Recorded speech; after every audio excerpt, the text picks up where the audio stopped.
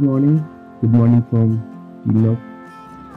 কালকে যেটা তোমরা ব্লগটা দেখেছো তাকে জানো যে রামপুর থেকে বেরিয়ে প্রায় 6:30 নাগাদ আমরা এই কিন্নর ভিলাতে এসে পৌঁছেছিলাম। আর কালকে বিকালে তো দর্শক তোমরা দেখতেই পেয়েছিলে। আজকে প্ল্যান সেরকম কিছু এখন পর্যন্ত করিনি। প্ল্যান বলতে কলপার কয়েকটা সাইট সিন করার আছে, সেটা করবো। করে নাকো লেক, নাকো চলে যাবো।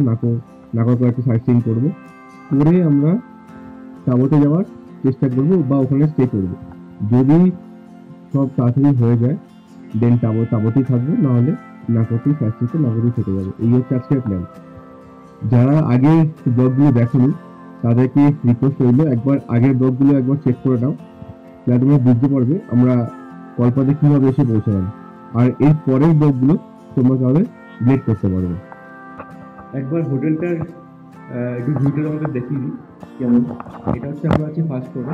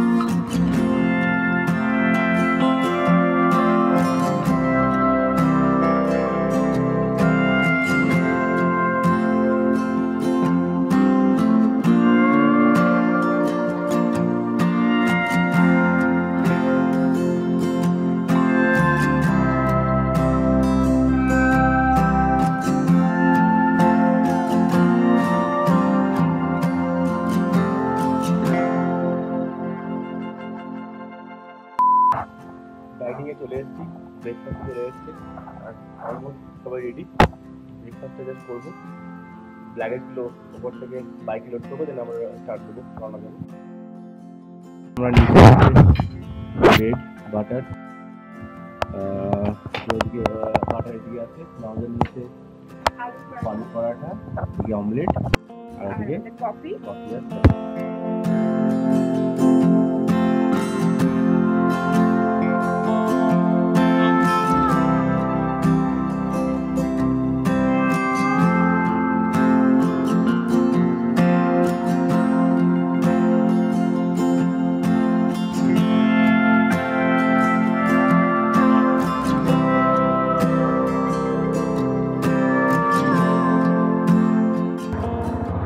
সময় হয়েছে প্রায় 11টা, আর আমরা এই কল্পা হোটেল থেকে রওনা দিলাম।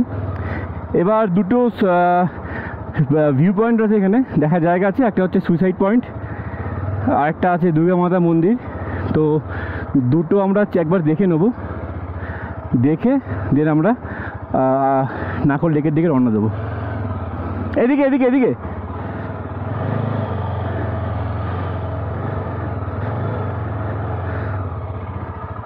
আরে আরে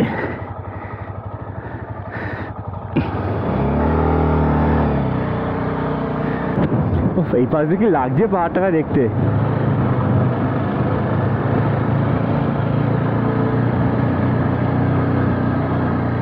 এই পাহাড়গুলো পিকে কালকে সন্ধ্যাবেলাতে এত বরফ ছিল না, একটু ফ্রেশ বরফ পড়েছে কাল রাতে।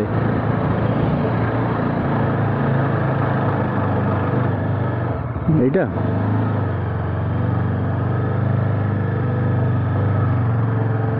এটা হচ্ছে এখানকার মানে কল্পা আর সুইসাইড পয়েন্ট, সব জায়গাতেই একটা করে সুইসাইড পয়েন্ট থাকে। তো এটা হচ্ছে এখানকার সুইসাইড পয়েন্ট। কারণ হচ্ছে এটা একদম একদম নিচে খাড়া, একদম স্ট্রেট নেমেছে ঢালটা। এই বুঝতে পারছি, তোমরা দেখতে পাচ্ছ কিনা। আর এখানে তোমাদের ড্রোনটার নাম হচ্ছে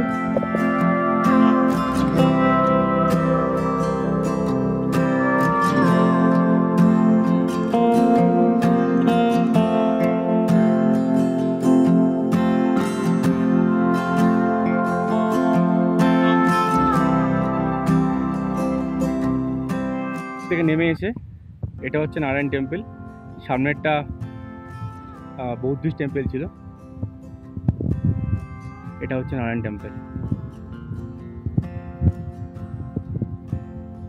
মার্শালদা এগুলো পড়ার চেষ্টা করছে।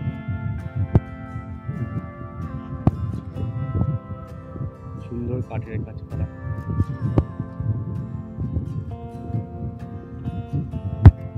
অনেক পুরনো এই মন্দির, আর পুরোটাই কাঠের কাজ দিয়ে করা, দেখতেই পাচ্ছ। মানে কি সুন্দর কাঠের সমস্ত কাজ রয়েছে। আর মন্দির বন্ধ রয়েছে।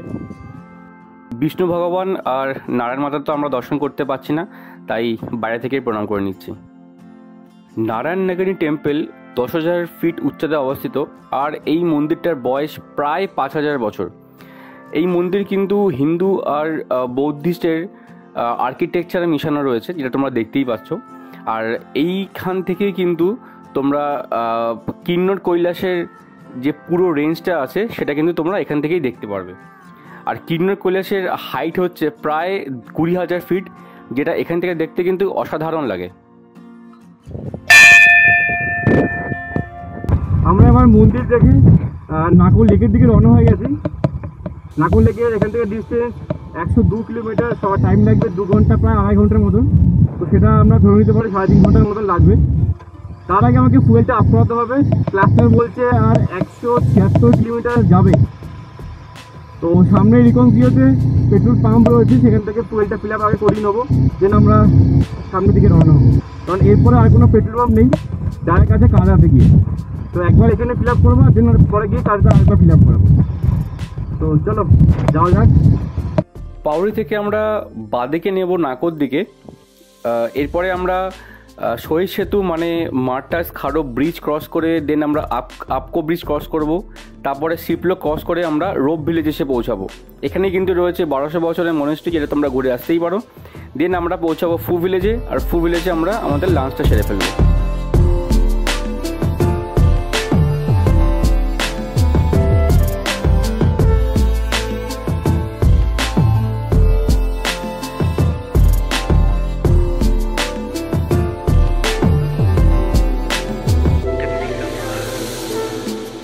একটা ক্যাফে আছে, এখানে লাঞ্চ করে নেবো, যা হবো তাই খেয়ে নেবো।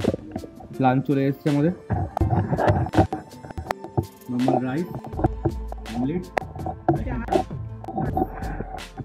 কেমন লাগছে বলছি?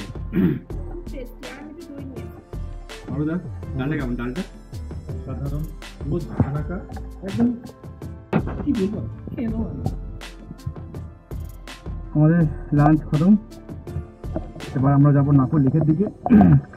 এটা একদম পুঁত দিয়েছে, জাস্ট শুরুতেই রেসর্টটা রয়েছে,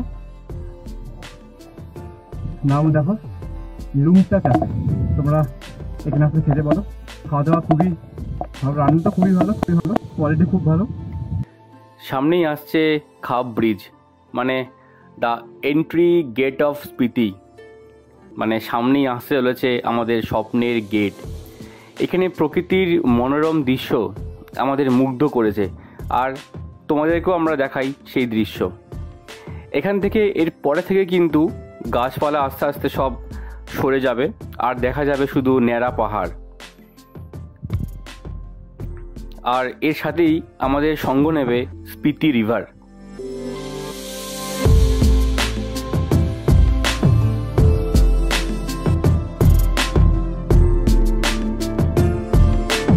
দুপাশে পাহাড়, মাঝখানে স্পিতি রিভার, আর একদম সুন্দর একটা রাস্তা। মানে রাইড করার মজাই প্রায় ডবল হয়ে যাচ্ছে। এবার দেখ আমাদের একদম জিগজ্যাগ রোড দিয়ে একদম পাহাড়ের চাপে উঠতে হবে। এটা একদম পাহাড়ের মিডিল। এবার আমরা এই রোড দিয়ে উঠে যাবো একদম টপে।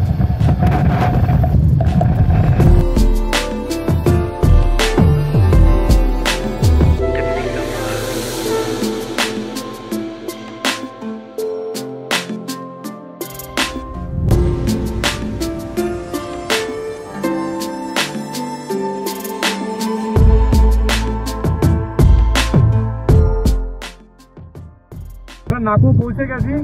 তো ওয়েলকাম টু নাকো ভ্যালি। এখান থেকে লেক আর 5 মিনিটের রাস্তা, প্রায় 1.7 কিলোমিটার হবে হয়তো। তবে এই ভ্যালিটা দূর থেকে দারুণ দেখতে লাগছিল। আর আমরা এখন ভ্যালির মধ্যে দিয়ে যাচ্ছি, নাকো ভ্যালি। এখানে অনেক হোমস্টে হয়েছে, এগুলো অবশ্যই নতুনই হয়েছে। নাকো ভ্যালি থেকে আমরা এখন নাকো মনাস্ট্রিতে যাবো, দেন আমরা চাবতের দিকে এগোবো। আমরা আগে নাকো মনাস্ট্রি দেখে নিচ্ছি, তারপর নাকো লেক দেখতে যাবো। কারণ মনাস্ট্রির সামনে রয়েছে, মনাস্ট্রি দেখে দেন আমরা লেকের দিকে যাবো। যে নাকো মনাস্ট্রি, এটা অনেক পুরোনো মনাস্ট্রি। যারা পার্কিং দিচ্ছে, পার্কিংটা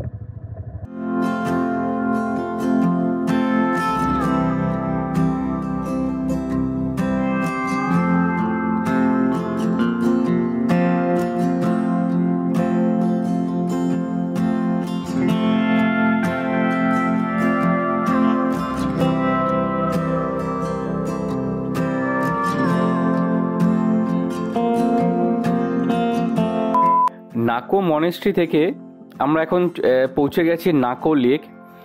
তোমরা দেখতেই পাচ্ছ বেশ খানিকটা সিঁড়ি ভেঙে আমাদের নিচে নামতে হবে, মানে সিঁড়ি থেকে নিচের দিকে নামতে হবে, কারণ লেকটা একটু নিচের দিকে রয়েছে। এই লেকটা হাইট কিন্তু প্রায় 13,100 ফিট, মানে 13,100 ফিট উচ্চতায় সি লেভেলের থেকে এই লেকটা রয়েছে। লেকটা কিন্তু ছোট, খুব একটা বেশ বড় নয়, কিন্তু দেখতে খুবই ভালো লাগবে তোমাদের।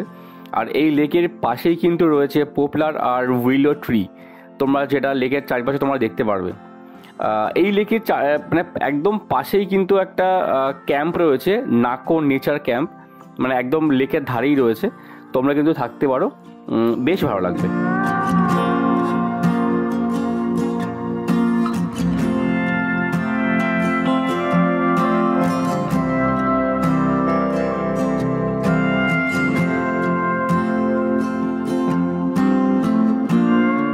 আমরা নাকো লেক দেখে এই জাস্ট বেরোলাম। এবার আরেকটা ভিলেজ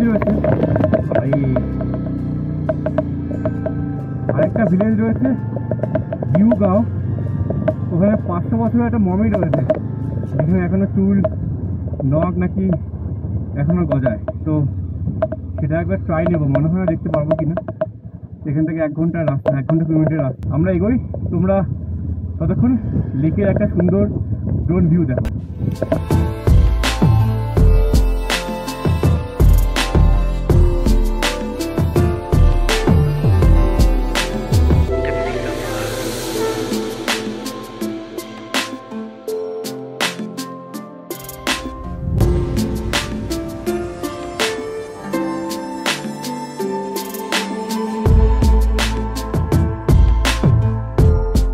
এই জায়গার নাম মালিং নালা। এটা কিন্তু খুবই সাংঘাতিক একটা পয়েন্ট, কারণ এখানে জলের স্রোত খুবই হাই থাকে, আর এখানে কিন্তু শুটিং স্টোনও দেখা যায়। মারুদা তুই যাবে, সাবধানে যেও, ভয় লাগছে কিন্তু, জলের স্পিড প্রচন্ড আছে।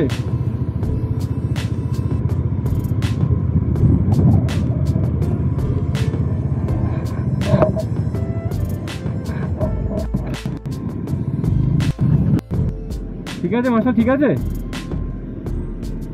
আমাদের এই ফার্স্ট টাইম এক্সপিরিয়েন্স, তার জন্য প্রচন্ড ভয় লাগছে।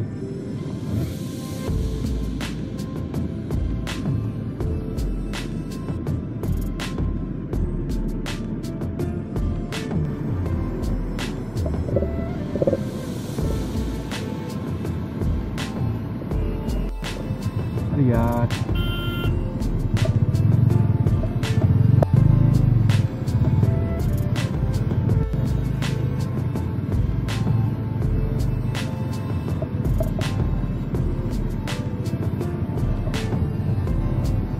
বর্ষাটা আমি গাড়িতে উঠিয়ে দিয়েছি, আর আমি বাইকে বেরোচ্ছি।